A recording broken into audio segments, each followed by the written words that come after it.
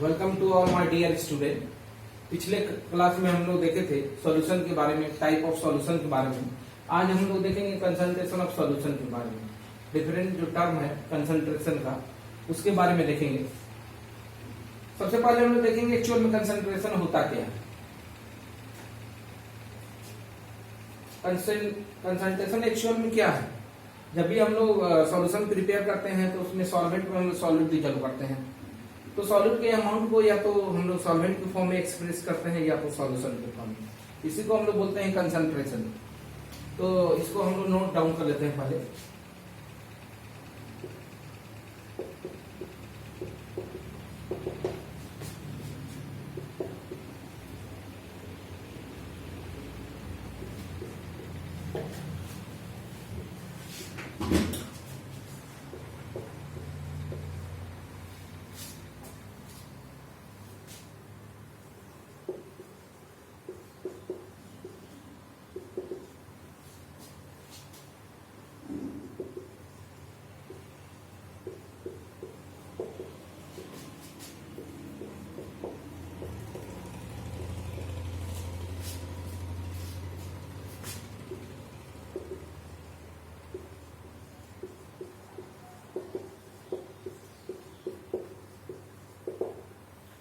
देखिए कंसंट्रेशन क्या बतला रहा है? Amount of solute dissolving given amount of solution और गिवन अमाउंट ऑफ सॉल्वेंट। इसको एग्जांपल से हम लोग आसानी से समझ सकते हैं।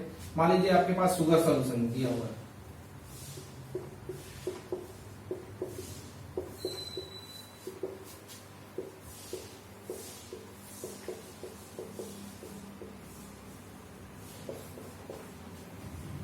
अब जान चुके हैं कि शुगर सॉल्यूशन कैसे बनता है। वाटर में जब शुगर डिजॉल्व करते हैं तो शुगर सॉल्यूशन बनता है। और पिछले क्लास में हम लोग डिस्कस किए थे सॉल्वेंट और सॉल्यूट के बारे में। इसमें इस कंपोनेंट का जो फेज है इस सॉल्यूशन के फेज से मैच कर रहा है, तो हमारा वाटर सॉल्वेंट होगा, चाहे उसकी अमाउंट कम हो या अधिक हो, उससे कोई मतलब नहीं। और ये हमारा सॉल्यूट होगा।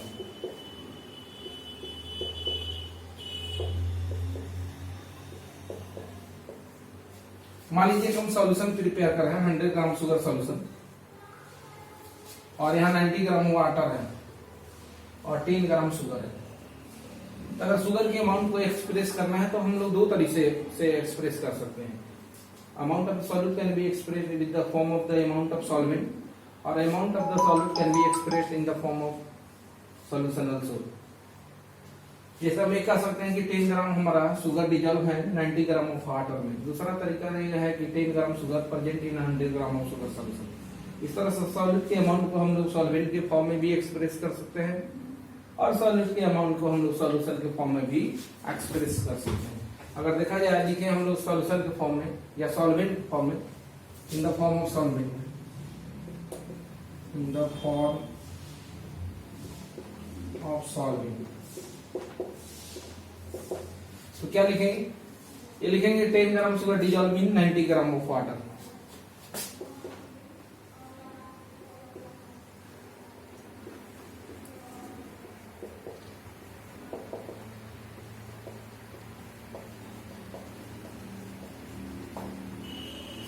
दूसरा तरीका हमारे पास ये है कि इसको हम लोग शुगर को सॉल्यूशन के फॉर्म में एक्सप्रेस कर दें।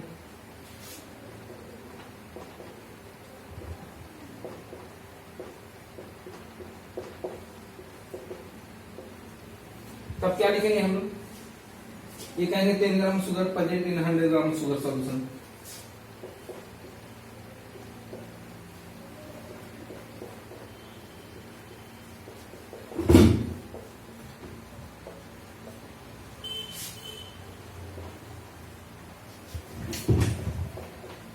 इस तरह से हम लोग देख लिए कि सॉल्यूट के अमाउंट को हम लोग दो तरह से एक्सप्रेस कर सकते हैं, एक सॉल्वेंट के फॉर्म में और दूसरा सॉल्यूशन के फॉर्म में। यहाँ हमारा हो सकता है मास की जगह मोल भी ले सकते हैं, यहाँ वॉल्यूम भी ले सकते हैं। इस तरह से बहुत डिफरेंट वे है जिसको हम लोग एक्सप्रेस कर सकते हैं अमाउंट ऑफ सॉल्यूट को। अब हम लोग डिस्कस करेंगे कि कंसंट्रेशन को एक्चुअली हम लोग कैसे रिप्रेजेंट कर सकते हैं। एक्चुअल में देखा जाए तो कंसंट्रेशन को टू वे से एक्सप्रेस किया जाता है, एक क्वालिटेटिव वे और दूसरा है क्वांटिटेटिव वे। अब क्वालिटेटिव वे क्या होता है? क्वालिटेटिव वे में हम लोग रिलेटिव अमाउंट फाइंड करते हैं, जबकि क्वांटिटेटिव वे में हम लोग एक्चुअल अमाउंट फाइंड करते हैं। अब हम लोग देखेंगे different way to express the concentration of solution. आप लोग इसको वीडियो पॉज करके नोट डाउन कर सकते हैं।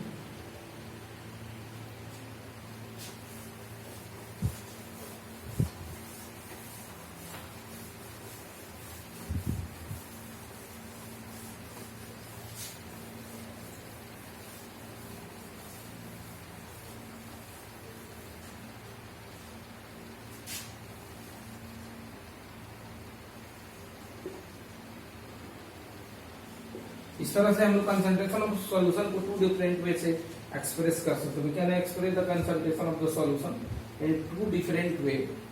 पहला है क्वालिटेटिव वे,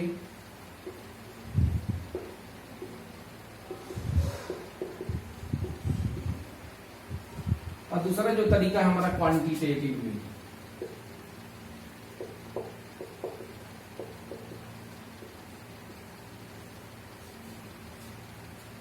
दोनों में एक्चुअल में अंतर क्या है? क्वालिटेटिव वे में क्वालिटी पता चलता है, जबकि क्वांटिटेटिव वे में हम लोग एक्चुअल अमाउंट ऑफ सॉल्यूट को डिटरमाइन कर सकते हैं। यानी इस मेथड में हम लोग को सिर्फ क्वालिटी पता रहता है, एक्चुअल अमाउंट सॉल्यूट का पता नहीं रहता है।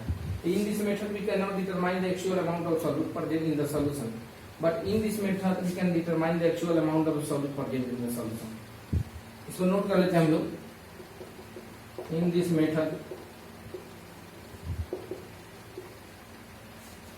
we cannot determine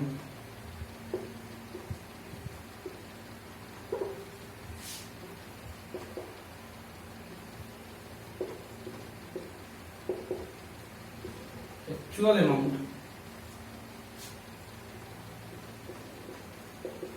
of solute present in the solution।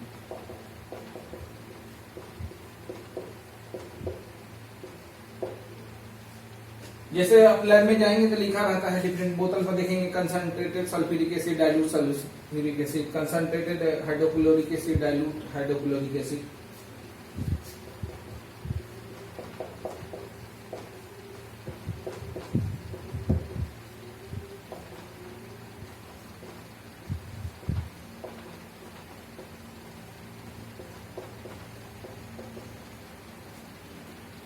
तो डाइल्यूट सॉल्यूशन का मतलब क्या है? डाइल्यूट सॉल्यूशन का मतलब है कि जो रिलेटिव अमाउंट सॉल्यूट, रिलेटिवली जो अमाउंट होता है सॉल्यूट का, कंसंट्रेटेड जो सॉल्यूशन है उसके रिस्पेक्ट में कम होता है। उसी तरह कंसंट्रेटेड सॉल्यूशन का मतलब ये है कि इसमें जो रिलेटिवली अमाउंट सॉल्यूट का होता है वो डाइल्यूट सॉल्यूशन के रिस्पेक्ट में अधिक होता है।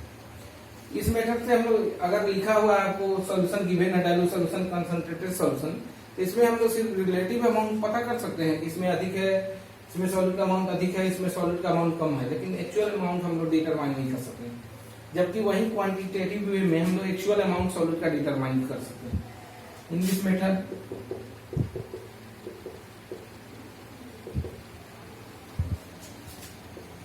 We can determine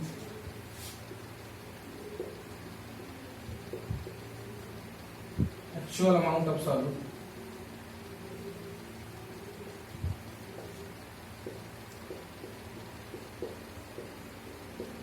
present in the solution, present in the solution।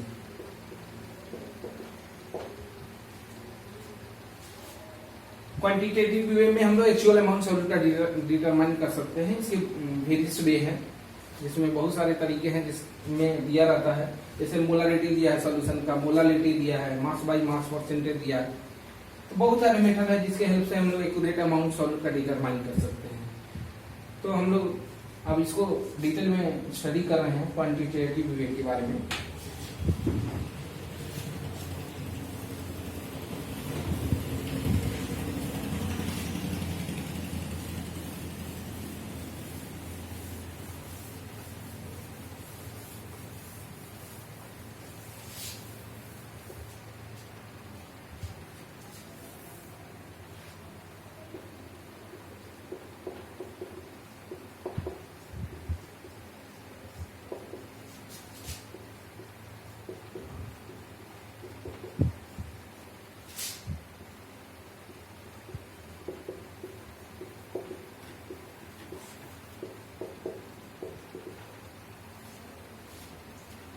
बहुत सारे तरीके हैं क्वांटिटेटिव वे में, जिसके हेल्प से हम लोग सॉल्यूशन का कंसंट्रेशन को एक्सप्रेस कर देते हैं। तो नोट करते हैं हम लोग, सबको एक एक करके लिख देते हैं, फिर बाद में एक एक करके हम लोग डिस्कस कर लेंगे।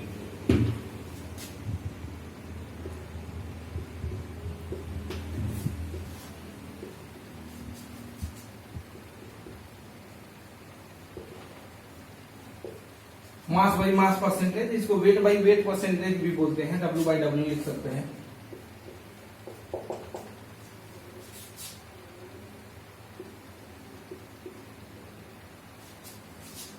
वॉल्यूम बाई वॉल्यूम परसेंटेज,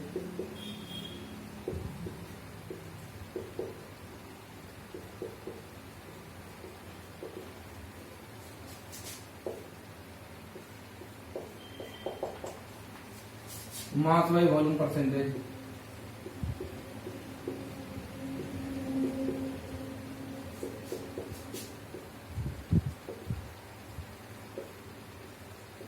या वेट बाई वॉल्यूम परसेंट बोलते हैं।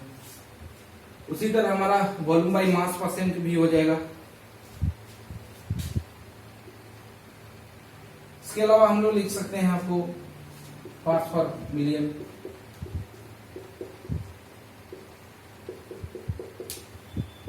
तो शॉर्ट में पीपीएम बोलते हैं। फिर पार्ट्स पर बिलियन,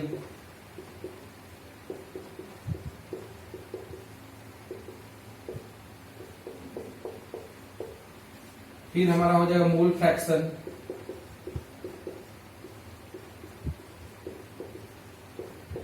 इसको एक से इकाई से रिप्रेजेंट करते हैं। उसी तरह मास फ्रैक्शन भी हो जाएगा। फिर हम लोग डिस्कस करेंगे इसके बाद मोलारिटी, इसको कैपिटल एम से रिप्रेजेंट करते हैं। इसी तरह मोलालिटी होता है, मोलालिटी, यहाँ डिफरेंस है दोनों के बीच में, यहाँ मोलारिटी है, यहाँ मोलालिटी है, इसको स्मॉल एम से रिप्रेजेंट किया जाता है। उसी तरह फॉर्मेलिटी भी होता है, लेकिन यहाँ हम सॉल्यूशन की इस चैप्टर में सॉल्यूशन में हम लोग फॉर्मेलिटी के बारे में डिस्कस नहीं करेंगे। नॉर्मलिटी भी होता है, नॉर्मलिटी को भी डिस्कस नहीं करेंगे, उसको अलग से हम लोग डिस्कस करेंगे।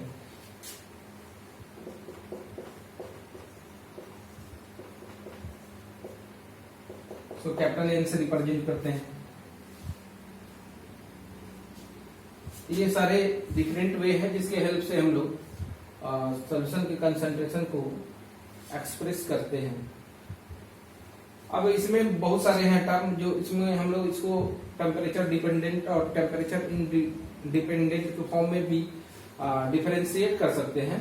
बहुत सारे टर्म है जो एक्चुअल में जो जिसमें वॉल्यूम आ गया है, आप आगे देखेंगे जिसमें वॉल्यूम टर्म आ गया है वो टेम्परेचर पर डिपेंड करता है, और जिसमें वॉल्यूम टर्म नहीं है वो टेम्परेचर पर डिपेंड नहीं करता है। तो आगे चल के हम लोग इसको डिफरेंशिएट करेंगे, कौन सा जो कंसंट्रेशन का टर्म है वॉल्यूम पर डिपेंड कर रहा है, यानी जो वॉल्यूम पर डिपेंड करेगा वो टेम्परेचर पर डिपेंड करेगा, और कौन सा कंसंट्रेशन टर्म जो वॉल्यूम पर डिपेंड नहीं करता है। जो वॉल्यूम पर डिपेंड नहीं करता है एक्चुअल में वो टेम्परेचर पर भी डिपेंड नहीं करता है। आगे चल के हम देखेंगे, जैसे यहाँ मास बाई मास परसेंटेज, ये इसमें वॉल्यूम का टर्म नहीं है, ये टेम्परेचर इंडिपेंडेंट टर्म है। तो वॉल्यूम बाई वॉल्यूम परसेंटेज, इसमें वॉल्यूम का टर्म है, टेम्परेचर डिपेंडेंट टर्म है। यहाँ मास बाई वॉल्यूम परसेंटेज, यहाँ वॉल्यूम आ गया है इसलिए टेम्परेचर डिपेंडेंट है। पार्ट्स पर मिलियन देखेंगे तो इसमें दोनों होता है, टेम्परेचर डिपेंडेंट और टेम्परेचर इंडिपेंडेंट। अगर वॉल्यूम का टर्म आ जाएगा तो टेम्परेचर डिपेंडेंट हो जाएगा, वॉल्यूम का टर्म नहीं आएगा तो टेम्परेचर इंडिपेंडेंट होगा। उसी तरह इसमें भी सेम सिचुएशन क्रिएट होगा। मोल फ्रैक्शन में वॉल्यूम का टर्म नहीं आता है, ये टेम्परेचर इंडिपेंडेंट है। मोलारिटी में वॉल्यूम का टर्म आता है, ये टेम्परेचर डिपेंडेंट है।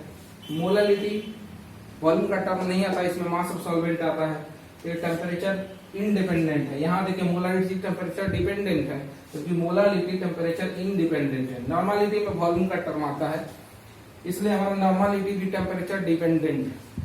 इसमें बहुत सारे फैक्टर हैं जो टेम्परेचर डिपेंडेंट भी है और टेम्परेचर इंडिपेंडेंट है। इंडिविजुअली इसको हम लोग जब डिस्कस करेंगे तो इसको मेंशन करेंगे। तो एक एक करके हम लोग इसके बारे में देखेंगे। सबसे पहले हम देखने जा रहे हैं मास बाई मास परसेंटेज।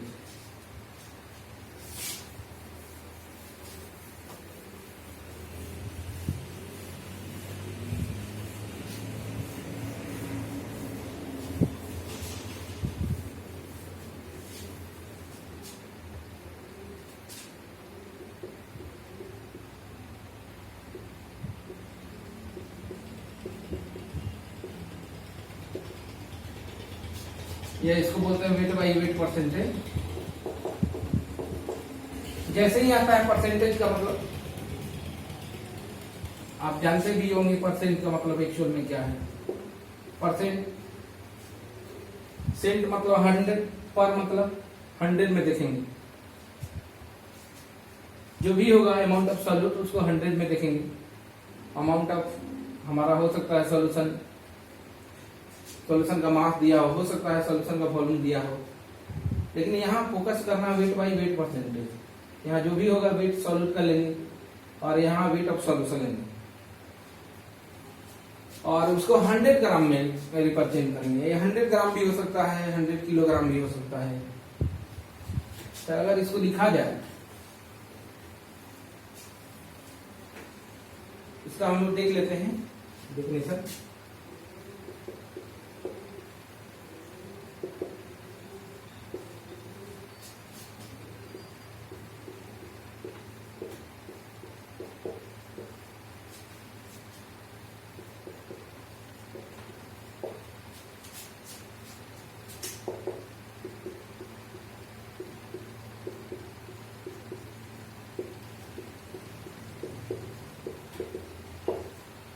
तो एक्चुअल में क्या है मास बाई मास परसेंटेज। कितना मास सॉल्यूट डिजॉल्व है ये प्रेजेंट है। 100 ग्राम सॉल्यूशन हो सकता है, 100 ग्राम सॉल्यूशन हो सकता है, 100 किलोग्राम भी हो सकता है, ये 100 ग्राम भी हो सकता है, 100 किलोग्राम भी हो सकता है। ये डिपेंड करेगा कि सॉल्यूट को ग्राम में लिए हैं तो यहाँ भी ग्राम में लीजिएगा। अगर सॉल्यूट को किलोग्राम में लिए हैं तो यहाँ हम लोग सॉल्यूशन का मास किलोग्राम में लेंगे। तो क्या फॉर्मूला हमारा बनता है, तो हम लोग लिख सकते हैं mass by mass percentage.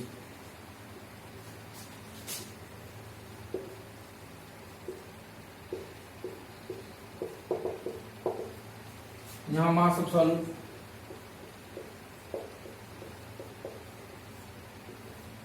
Upon mass of solution into 100। पिछले क्लास में हम लोग देखे थे कि बहुत सारे अगर कंपोनेंट है सॉल्यूशन में तो यहाँ क्या लिखेंगे, mass of one component upon mass of all component into 100। अगर बहुत सारे कंपोनेंट हैं तो किसी भी कंपोनेंट का हम निकाल सकते हैं mass by mass percentage solution में। फिर लिखना होगा mass of one component upon mass of all component into 100। तो इस तरह से उस कंपोनेंट का निकल जाएगा मास बाई मास परसेंटेज। अब इसको आसानी से एक सिंपल एग्जांपल से समझ सकते हैं। मान लीजिए हम कर रहे हैं 10 gram sugar present in 100 gram of sugar solution. 100 gram of sugar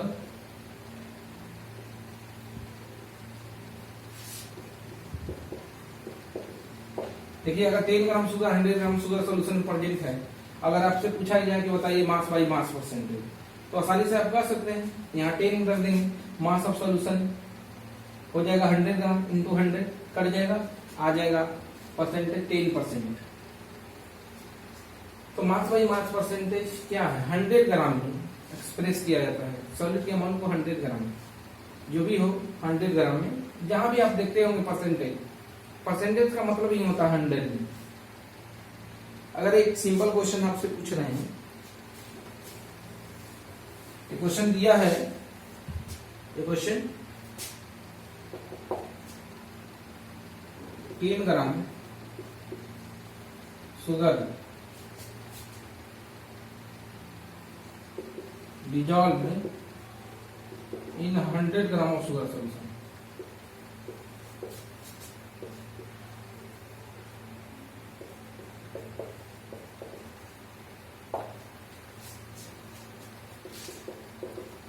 Find the mass by mass percentage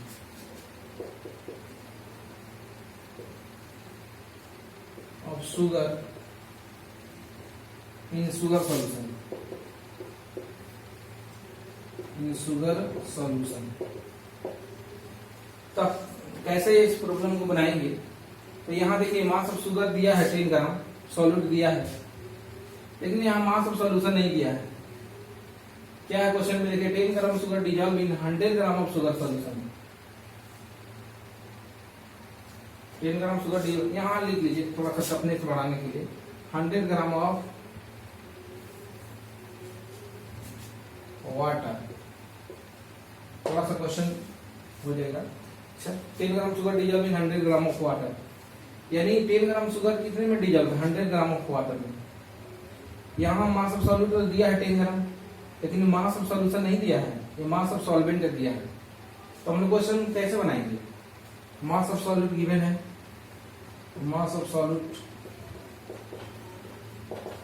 equal to दिया है यहाँ 10 ग्राम, मास ऑफ सॉल्वेंट दिया है, सॉल्वेंट वाटर है हमारा 100 ग्राम। तो मास ऑफ सॉल्यूशन कितना हो जाएगा? Mass of solution equal to हो जाएगा, मास सॉल्यूशन कैसे बनाए? वाटर और शुगर से। तो वाटर कितना है? 100 ग्राम है, शुगर कितना है? 10 ग्राम है, टोटल कितना हो जाएगा? 110 ग्राम, 110 ग्राम। इस तरह से इस फॉर्मूले पर अगर हम रखें सॉल्यूट 10 ग्राम, सॉल्यूशन का मास 110 ग्राम, तो हमारा रिजल्ट मिल जाएगा, रिजल्ट प्राप्त हो जाएगा। इसको रखते हैं, वैल्यू को पुट करते हैं इस फॉर्मूले में। तो सॉल्यूट का अमाउंट है यहाँ 10 ग्राम है और सॉल्यूशन 100 ग्राम है, इंटू 100 या 110 ग्राम है, ग्राम ग्राम काटा जाएगा, तो रिजल्ट हमारा आएगा ये 100 अपॉन 11, इतना परसेंट आ जाएगा। तो यहाँ देखिए कि जो मास ऑफ सॉल्यूट है, यहाँ मास ऑफ सॉल्यूशन है। क्वेश्चन में ध्यान देंगे, कभी कभी बहुत बच्चे मिस कर देते हैं, जो दिया रहता है समझ देते हैं कि वो मास ऑफ सॉल्यूशन है, यहाँ 100 पुट कर देते हैं वैल्यू और क्वेश्चन गलत हो जाता है। इस तरह से इस टाइप क्वेश्चन को ध्यान देंगे आप।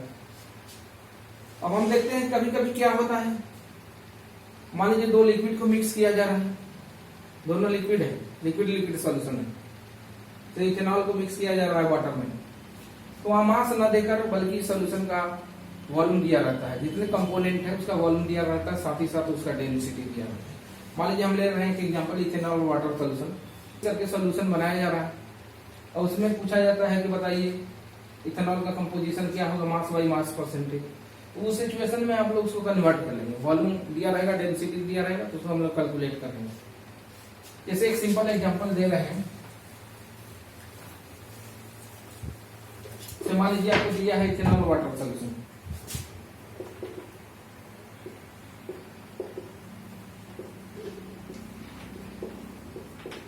इथेनॉल वाटर सॉल्यूशन दिया रहेगा, इसमें इथेनॉल का वॉल्यूम दिया रहेगा,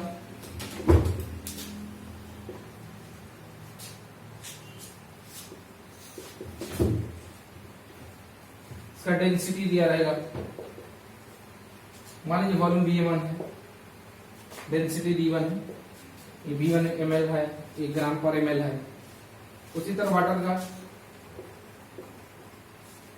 वॉल्यूम V2 है और डेंसिटी D2 है, जनरली हम लोग जानते हैं 1 ग्राम पर ml होता है।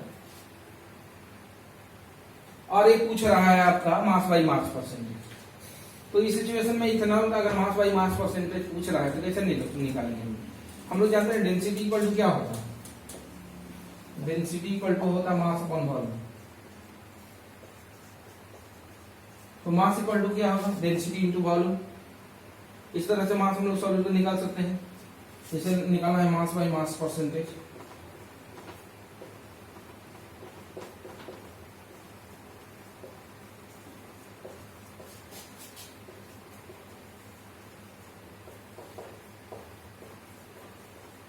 क्या लिखेंगे? इथेनॉल का मास लिखेंगे, तो density into volume V1 into D1 हो जाएगा, अपॉन क्या होगा? Total mass of solution. तो मास ऑफ सॉल्यूशन क्या होगा? Mass of ethanol plus mass of water. तो मास ऑफ इथेनॉल क्या हो जाएगा? V1 D1 plus mass of water क्या हो जाएगा? V2 D2। Total mass solution का निकल जाएगा इंटू 100 कर देंगे। इस तरह से हमारा परसेंटेज निकल जाएगा। इस तरह से बहुत सारा आपको अगर मास बाई मास परसेंटेज निकालना है या वेट बाई वेट परसेंटेज निकालना है, और उसमें उस सिचुएशन में वॉल्यूम दिया है सॉल्यूशन का, सॉल्यूट का वॉल्यूम दिया है, तो उसको हम लोग कन्वर्ट कर सकते हैं। अगर डेंसिटी दिया है तो उसके हेल्प से कन्वर्ट कर सकते हैं। तो इस तरह से अगर वॉल्यूम दिया है, डेंसिटी दिया है, तो उसको कन्वर्ट कर लेंगे। आगे चल के हम लोग देखेंगे कि कभी कभी सॉल्यूशन का मास दिया है, वहां वॉल्यूम बाई वॉल्यूम परसेंटेज निकालना है, तो उस सिचुएशन में सॉल्यूशन का डेंसिटी भी दिया रहता है। तो सॉल्यूशन का मास दिया है, डेंसिटी दिया रहेगा, तो हम लोग वॉल्यूम निकालेंगे। उसी तरह सॉलिड का भी वॉल्यूम निकालेंगे। और वहां हम लोग अगर वॉल्यूम बाई वॉल्यूम परसेंटेज में क्वेश्चन दे रहा है, पूछ रहा है, तो उसको हम लोग निकाल सकते हैं वॉल्यूम बाई वॉल्यूम परसेंटेज में। तो हम लोग अब डिस्कस करेंगे एक्चुअल में होता क्या है volume by volume percentage.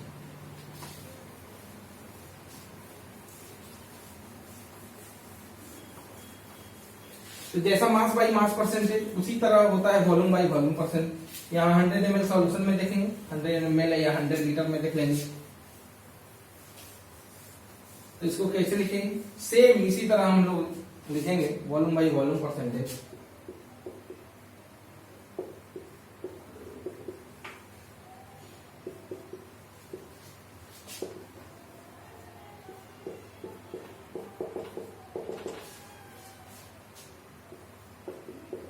It is defined as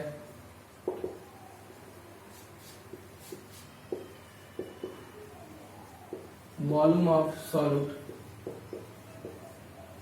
presenting 100 ml or 100 liter of solution. Litre of solution, जैसे वहां था मास वो हम लोग लिए थे ग्राम में 100 ग्राम और 100 किलोग्राम, इसी तरह यहाँ वॉल्यूम सॉलिड का वॉल्यूम दिया जाएगा 100 ml और 100 लीटर। यहाँ डिफरेंट यूनिट होगा, ध्यान दीजिएगा। अगर सॉलिड का वॉल्यूम ml में है तो ये भी ml में होगा, अगर सॉलिड का वॉल्यूम लीटर में है तो ये भी हमारा लीटर में होगा। तो volume by volume percentage equal to क्या हो जाएगा? Volume by volume percentage equal to हो जाएगा आपका volume of solute upon volume of solution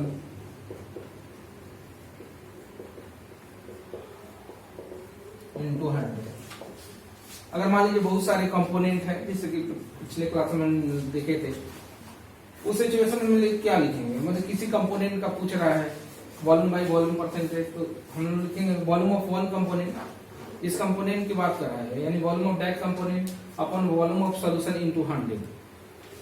अब देखिए जैसे मास बाई मास परसेंट में हम लोग प्रॉब्लम सॉल्व किए थे, सिमिलरली उसी तरह इसमें भी सॉल्व कर सकते हैं हम लोग। वॉल्यूम दिया रहेगा सॉल्यूट का, वॉल्यूम दिया रहेगा सॉल्यूशन का, उस तरह से निकालेंगे। अगर मान लीजिए मास दिया रहेगा सॉल्यूट का तो उसका डेंसिटी भी दिया रहेगा, उस तरह से हम लोग वॉल्यूम कैलकुलेट कर सकते हैं। बहुत सारे कंपोनेंट है तो उनके क्या दिए रहेंगे? मास दिए रहेंगे, डेंसिटी दिए रहेंगे, वॉल्यूम निकालेंगे।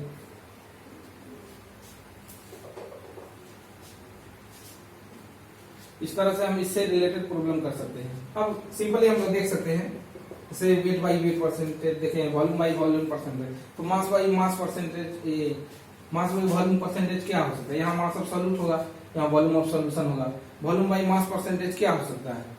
यहाँ volume of solute, mass of solution, तो उसको देख लेते हैं हम लोग।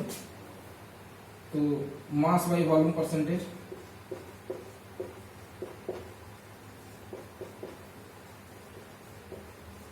यानी W by V percentage equal to mass of solute upon mass of solution into 100। उसी तरह वॉल्यूम बाई मास परसेंटेज देख सकते हैं, यहाँ हो जाएगा वॉल्यूम ऑफ सॉल्यूट अपॉन, यहाँ volume mass by volume percentage, यहाँ वॉल्यूम होगा वॉल्यूम ऑफ सॉल्यूशन, क्योंकि मास बाई वॉल्यूम परसेंटेज, तो volume mass of solute upon volume of solution. अगर वॉल्यूम बाई मास परसेंटेज रहता तो यहाँ क्या रहेगा? Volume of solute upon mass of solution into 100। इस तरह से अगर परसेंटेज का क्वेश्चन आएगा तो हम लोग इजीली सॉल्व कर लेंगे।